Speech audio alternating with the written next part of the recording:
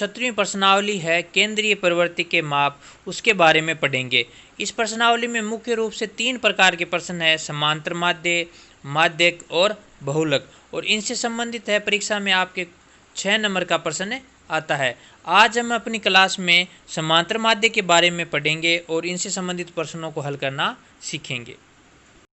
समांतर माध्य है जब हम ज्ञात करते हैं तो हमें मुख्य रूप से 2 सूत्र याद होने चाहिए। पहला सूत्र हमारा है जब बारंबारता नहीं दी हो। जब बारंबारता नहीं दी हो तो समांतर माध्य का सूत्र क्या होगा? राशियों का योग बटे राशियों की संख्या, और इसी का ये गणितीय रूप है सिग्मा एक्स बटा एन। ठीक है, ये दोनों सूत्र एक ही है, ये इसका गणितीय रूप है, ये ध्यान रखना। ठीक है, और यहाँ सिग्मा, ये है सिग्मा, इसका अर्थ होता है जोड़ना। क्या होता है? जोड़ना। ठीक है, अब हमारा दूसरा सूत्र है जब बारंबारता दी हो तो समांतर माध्य का सूत्र क्या होता है? एक्स बार बराबर सिग्मा एफ एक्स बटा सिग्मा एफ। ठीक है, ये आपको दोनों सूत्र है वो याद रखने हैं। ठीक है, अब आपने इन सूत्रों से पता किया है या आपने देखा होगा कि हम समांतर माध्य कैसे ज्ञात करते हैं। तो राशियों की जो संख्या है का भाग है राशियों के योग में देने पर हम समांतर माध्य ज्ञात कर सकते हैं, और समांतर माध्य को औसत भी कहते हैं। क्या कहते हैं? औसत भी कहते हैं। ठीक है, ये हुए समांतर माध्य के सूत्र। 2 सूत्र है जब बारंबारता नहीं दी हो और बारंबारता दी हो। तो बारंबारता के बारे में हम आगे चर्चा करेंगे। तो अब हम इनसे संबंधित प्रश्नों को हल करना सीखते हैं। पहला प्रश्न हमारा है प्रथम 5 सम संख्याओं का समांतर माध्य ज्ञात करो। तो विद्यार्थियों, मैंने कहा था कि बारंबारता दी हो नहीं दी हो, तो देखो इस प्रकार के प्रश्न में हमें कहीं में भी बारंबारता नहीं दी हुई है। आगे भी हम प्रश्न हल करेंगे तो आप देखना कि उसमें बारंबारता आएगी। तो इस प्रश्न में हमें बारंबारता नहीं दी हुई है। हमें पूछा है कि प्रथम 5 सम संख्याओं का समांतर माध्य ज्ञात करो, तो इसमें बारंबारता हमें नहीं दी हुई है। ठीक है, तो पहला सूत्र लगेगा अपना राशियों का योग बटे राशियों की संख्या। तो राशियों का योग है उसे हम सिग्मा एक्स और एन राशियों की संख्या। ठीक है, अब प्रथम 5 सम संख्याएं पूछिए। तो प्रथम 5 सम संख्याएं कौन सी होती है? सम संख्याएं कौन सी होती है? जिस संख्या में 2 का भाग पूरा पूरा जाता है उन्हें सम संख्याएं कहते हैं। तो प्रथम संख्याएं 0 से लेके हम अनंत तक जो संख्या हैं उनमें प्रथम 5 संख्याओं का हमें समांतर माध्य ज्ञात करना है। तो प्रथम 5 सम संख्याएं कौन सी हो गई? तो प्रथम 5 सम संख्याएं, तो एक सम संख्या नहीं है ना, एक के बाद क्या आता है? 2, तो 2 सम संख्या है, 3 विषम संख्या है। तो 2, 4, 6, 8 और 10। तो ये प्रथम 5 क्या है? सम संख्याएं हैं। अगर आपको विषम संख्या का पूछता तो क्या होता? 1, फिर 3, फिर 5, फिर 7। ठीक है, ये विषम संख्याएं हैं। और सम संख्याएं कौन सी होती है? जिसमें 2 का भाग पूरा पूरा जाता है। अब हमारा सूत्र है सिग्मा एक्स बटा एन, यानी राशियों का योग। तो राशियों का योग कर लो, इनको जोड़ लेते हैं। जो संख्याएं 2 + 4 + 6 + 8 + 10। ठीक है, तो इनको जोड़ते हैं। 2, 4, 6, 6, 6, 12, 20 और 10 कितने हो गए? 30। फिर एन राशियों की संख्या, राशियों की संख्या कितनी है? 5। कितनी है? 5। अब हमारा सूत्र लगा देंगे समांतर माध्य एक्स बार बराबर सिग्मा एक्स बटा एन। ठीक है, तो सिग्मा एक्स यानी राशियों का योग कितना आया? 30, और राशियों की संख्या एन कितनी है? 5। अब 5 का भाग 30 में दे दो तो मान कितना हो जाएगा? 6। तो इस प्रकार हमारी प्रथम 5 सम संख्याओं का समांतर माध्य कितना आ गया? 6 आ गया। ठीक है, तो पहले हम राशियों का योग करना है, फिर राशियों की संख्या कितनी है?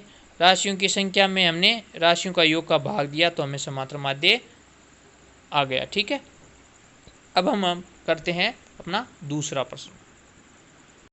प्रश्न को आप ध्यानपूर्वक देखिए। इसमें आपको एफ, दूसरा कॉलम देखो, एफ बारंबारता का आया हुआ है। बारंबारता का अर्थ होता है बार बार आना, और इसे इंग्लिश में बोलते हैं फ्रीक्वेंसी एफ। ठीक है, और बार बार आना यानी कोई संख्या कितनी बार आई हुई है उसे हम बारंबारता कहते हैं। ठीक है, अब हमारे इस प्रश्न में देखो दूसरा सूत्र लगेगा। जो हमारा दूसरा सूत्र क्या था? एक्स बार बराबर सिग्मा एफ एक्स बटा सिग्मा एफ।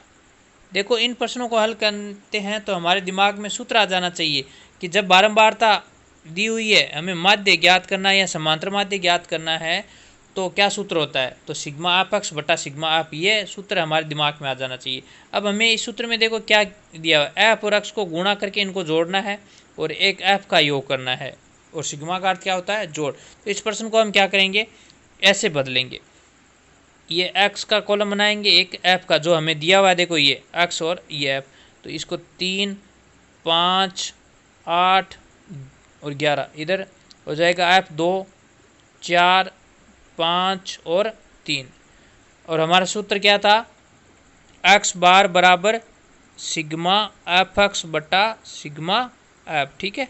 तो एफ और एक्स को क्या करना है, गुणा, तीसरा कॉलम हम बना लेंगे एफ एक्स का, एफ और एक्स को क्या करना है, गुणा करना, ठीक है। तो 3 इनको गुणा कर लो, 3 को 2 से किया तो 6, फिर 4 और 5 को किया तो 20, 8 और 5 को गुणा किया तो 40, और 11 और 3 को गुणा किया तो 33, ठीक है।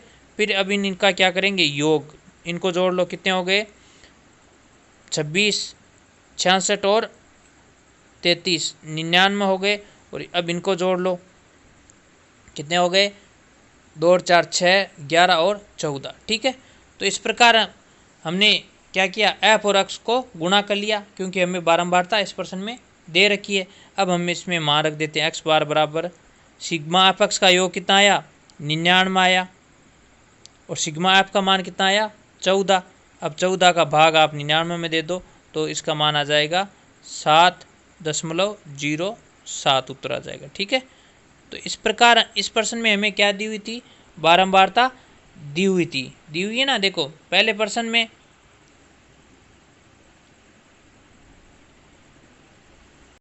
देखो हमें कहीं पे भी बारंबारता नहीं दी हुई है ना, प्रश्न में हमें देखो बारंबारता दी हुई है। तो इस प्रकार हम प्रश्नों को देखते ही पता कर सकते हैं कि इसमें बारंबारता दी हुई है और किस प्रश्न में नहीं दी हुई है। अब करते हैं अगला प्रश्न हल।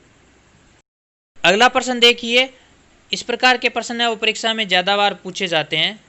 तो पहले अगला है, यदि 3, x, 4, 5 का समांतर माध्य 5 हो तो x का मान ज्ञात करो। तो इस प्रश्न में ध्यानपूर्वक देखें तो हमें समांतर माध्य दिया हुआ है और x का मान ज्ञात करना है। तो हमें बारंबारता दी हुई है, नहीं दी हुई है इस प्रश्न में। तो हम क्या करेंगे, राशियों का योग का मतलब सिग्मा x करेंगे, ठीक है। तो इनको जोड़ लेते हैं, 3 + x + 4 + 5, ठीक है। अब संख्या जुड़ जाएगी, तो 4, 5, 9 और 3 कितने हो गए, 12 + x जुड़ेगा नहीं, ठीक है। ये हो गया अपना राशियों का योग। फिर राशियों की संख्या n कितनी हो गई, देखो ये 1, 2, 3 और 4, कितनी दी हुई है, 4, ठीक है। अब हमारा सूत्र लगा देते हैं, x बार बराबर सिग्मा x बटा n, ठीक है। अब हमें ध्यानपूर्वक देखिए, x बार दिया हुआ है, कितना दिया हुआ है, 5, ठीक है। इसके बट्टे में 1 लगा दो, 5/1, और सिग्मा x का राशियों का योग कितना आया, 12 + x बटा n कितना आया, 4, ठीक है। अब इसको हम क्या करेंगे, वज्र गुणा करेंगे, वज्र गुणा मतलब तिरछा गुणा करेंगे, ठीक है। 1 को 12 + x से गुणा करेंगे तो 12 + x ही होगा, ठीक है। और 4 को 5 से गुणा करेंगे तो 20 आ जाएगा, क्या आ जाएगा, 20, ठीक है। ये आ गया ना। अब ये देखिए ध्यानपूर्वक, यहाँ हमारा क्या हो गया, समीकरण हो गया, क्या हो गया, समीकरण हो गया, हुआ या नहीं हुआ, ठीक है। ये समीकरण हो गया। अब हम क्या करेंगे, x का मान निकालने के लिए 12 का क्या करेंगे, पक्षांतरण करेंगे। तो x बराबर ये 12 इस साइड में प्लस में, इस साइड आते ही किसके हो जाएंगे, माइनस के हो जाएंगे, ठीक है। तो 20 - 12, ठीक है। तो 20 में से 12 गए तो x बराबर कितना आ जाएगा, 8 आ जाएगा, ठीक है। तो इस प्रकार के प्रश्न वो परीक्षा में ज़्यादा बार आते हैं। तो हमने इस प्रश्न में क्या करना है, वही जो सूत्र है, बारंबारता नहीं दी हुई है तो सिग्मा x बटा n राशियों का योग बटे राशियों की संख्या वाला करना है।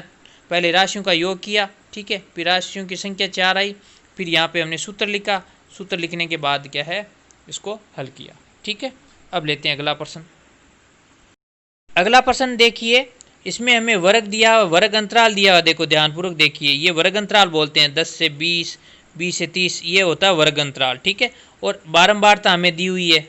तो बारंबारता दी हुई है तो हमें प्रश्न देखते ही दिमाग में सूत्र आ जाना चाहिए कि समांतर माध्य ज्ञात करना है और बारंबारता दी हुई है, तो क्या सूत्र होगा, सिग्मा एफ एक्स, क्या होगा, सिग्मा एफ एक्स बट्टा सिग्मा एफ होगा। ये सूत्र है, आपके दिमाग में आ जाना चाहिए, एक्स बार बराबर सिग्मा एफ एक्स बट्टा सिग्मा एफ। ठीक है, तो ये सूत्र है, आपके दिमाग में आना चाहिए। अब हम इस प्रश्न को हल करते हैं। तो इस प्रश्न को हल कैसे करेंगे, देखो इस प्रश्न को हम ऐसे बदल लेंगे, वर्ग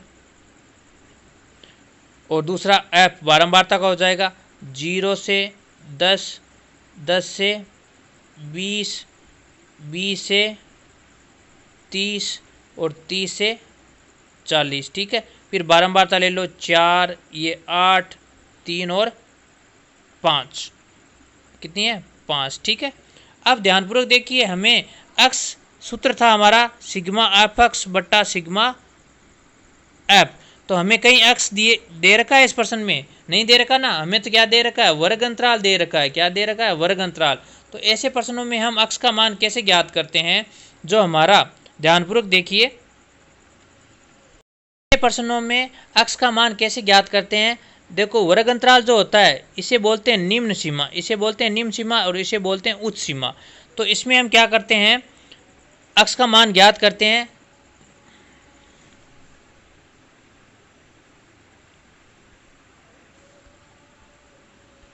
ऐसे प्रश्नों में हम एक्स का मान ज्ञात करते हैं। तो जो वर्ग अंतराल होते हैं इन दोनों को, जो अपना जो सूत्र है सिग्मा एफ एक्स बट्टा एफ, तो ये एक्स होता है मध्य मान होता है, क्या होता है, मध्य मान। तो एक्स हम ज्ञात करेंगे, क्या करेंगे, ज्ञात करेंगे। ये ज्ञात कैसे करते हैं, ये एक्स का मान हम वर्ग अंतराल से ज्ञात करते हैं। कैसे ज्ञात करते हैं, इन दोनों को जोड़ते हैं, इन दोनों को जोड़ते हैं, 0 और प्लस 10 को जोड़ेंगे और 2 का भाग देंगे। कैसे ज्ञात करते हैं, एक्स मध्य मान कैसे ज्ञात करते हैं, इन दोनों को जोड़ते हैं और 2 का क्या देते हैं, भाग देते हैं। ठीक है, तो 0 और 10 को जोड़ेंगे तो 10 हो गए, 10 में 2 का भाग देंगे तो एक्स का मान कितना आ जाएगा, 5 आ जाएगा। कितना आ जाएगा, 5। इसी प्रकार अगला जो मान हम कैसे ज्ञात करेंगे, इनको जोड़ेंगे, 10 और 20 को जोड़ेंगे तो कितने हो गए, 30।